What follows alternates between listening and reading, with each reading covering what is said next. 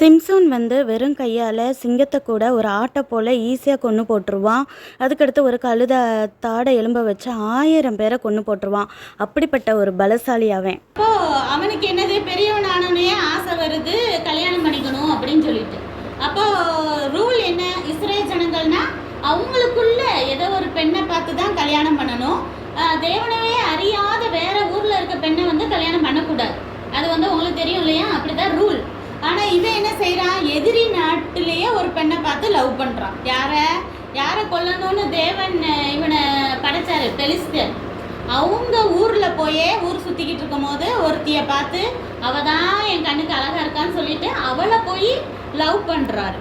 அப்போது அவங்க அம்மா அப்பாட்ட சொல்கிறாரு, இந்த மாதிரி நான் பெலிஸ்தர் தேசத்தில் திம்னாத்துன்னு ஒரு ஊரில் ஒரு பெண்ணை பார்த்தேன், நாங்கள் தான் லவ் பண்ணுறோம், எனக்கு அவ்வளோதான் ரொம்ப பிடிச்சிருக்கு அப்படின்னு சொல்லிட்டு.